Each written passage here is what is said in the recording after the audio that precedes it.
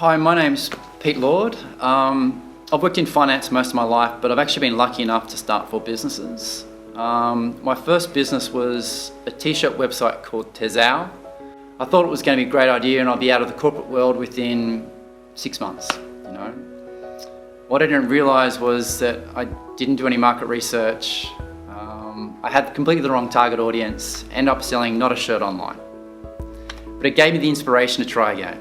So not long after that, I actually started another business called Money Brilliant. And then I thought, this is going to be easy, It was a new idea, worked in the States, it's going to be no-brainer, We're going to target women, going to get a PR, downloads, off we go. Didn't work out that way, at all. We really struggled. We struggled for years and years and years, struggled to raise money, but eventually we had a lucky break. We caught up with AMP one day at an Innovation Bay breakfast. That started the negotiations, and within a couple of months, AMP had purchased a large share in the business. A couple of years later, major exit, and off I went. It was a nice exit, wasn't the great exit I was kind of hoping for, but I learned a lot of lessons. In my journeys, I've experienced that we're actually hardwired to make terrible choices when it comes to money. And it's actually pretty easy to understand why. We've dealt with money for less than 2% of human history. On top of that, money's become more and more complex. We're absolutely terrible at thinking long term, and we're even worse when it comes to thinking about the opportunity costs when it comes to money. One of the key kind of outputs of our struggles with money is the rise of shame. As the household debt hits record levels, a terrible amount of Australians face a lot of shame when it comes to their financial situation. We tend to put a lot of value in our financial situation, our financial standing, and we all like to keep up with the Joneses. The problem with that is that lots of us don't, and lots of us aren't keeping up with the Joneses, even though the Joneses are probably likely to struggle as much as we are. So what comes out of that is this shame. So we have shame about our past decisions, we have shame about our current financial situation, and many of us feel trapped, and we don't think there's a way out. Making the situation worse is that our current approach to money management just simply doesn't work. If you talk to the experts, they all say it's all around financial literacy. I call this the financial literacy myth, because it simply doesn't work. And the reason it doesn't work is that we don't deal with money rationally. It's like food, love, your health. So when someone tells you that the key thing to do is to start a budget, sell some stuff online, stop having a daily coffee, it just doesn't work. I remembered speaking with the marketing team at AMP, and they proudly told me they've written more than 3,000 blogs on budgeting. I say that's the equivalent of waterboarding Khalid Sheikh Mohammed 189 times. After the 3rd time, it's simply not working. So if the current situation isn't working, what can we actually do? There are a few simple things we can really do, and strangely but also wonderfully, they have little to do with budgeting. So number 1, we need to start with the gut rather than the head. We need to deal with our emotional side when it comes to money. And where that really starts is understanding your money story and then starting to move on to goals. When it comes to your money story, this is where we get lots of our ancient beliefs when it comes to money. We often learn this stuff at a very young age. So we need to ask ourselves, what was our interactions with money with our parents? What was it like? Is there any kind of incidents growing up which really stuck with you? Once you get that sense of what that is, then you can start to rewrite your money story. Your goal there is to identify what your biggest fears are, what your biggest challenges are. Then you need to ask yourself, how would I be?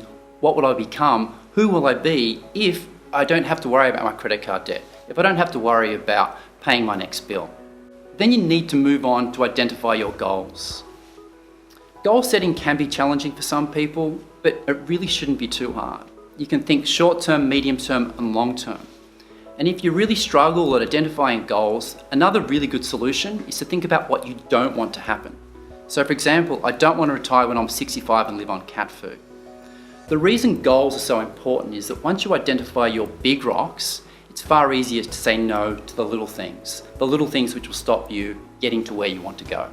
Next, we need to overcome 3 major money problems which we all face. The first is we need to increase the pain of payment. Ever since we've invented money, we've made it easier and easier to pay. We're removing that pain. If you go back 10,000, 20,000 years, I might have a chicken, you might have some grain, and you exchange. Then we brought in coins, notes, credit cards. You can see how the cycle goes. as we go, what we're actually doing is we're actually decreasing the pain of pain to the point now where we have tap and go and we have afterpay. And what we're seeing is we don't have any pain at all when it comes to pain. You're tapping and you're hardly even likely to check your credit card statement to actually see how much money you're spending. Number two, we need to make savings visible. Again, you go back 20,000 years, savings were visible. You had 10 goats, I want to save 13 goats. But what's happened is, as technologies come along, savings have become invisible, but you know what has become visible? Our spending. So we're now encouraged to spend more rather than to save more. So the ability to actually show your savings is not only great for you, it's great for your family. Number three, we are absolutely terrible at thinking long term. And we're even worse at thinking about the opportunity cost which money represents. It's very hard to say what $200 means, but surprisingly, we're actually far better at understanding the value of time rather than money. So we need to come up with little mind tricks to help us think that way. So one great little exercise you can do is you work out your hourly rate, then any time you want to spend over that amount, you need to think, is this worth 1 hour of my time? So if my hourly rate is $25, I need to think, if I'm going to buy a pair of shoes for $250, are these shoes worth 10 hours of a job I really hate? Lastly, I think of the most important 2 points we need to come across, and it's connection and accountability. One of the wonderful things about being human is the fact that life is messy. And when life is messy, the only way to survive is with each other. We need each other. When we're connected, we're far less likely to spend on stuff we don't need, and we're far less likely to go and do stuff we wouldn't do. In my example is, I know that there's certain foods I should not eat. I know it's going to make my gut 1,000 times worse. But again, I'm not a rational being. Just like money, I have a tendency sometimes to spend a lot. So I might go and eat a chocolate, which I know I shouldn't have, but the outcome is going to kill me later on. But I still do it anyway because it feels good at the same time. But when I'm connected, I don't have that same problem.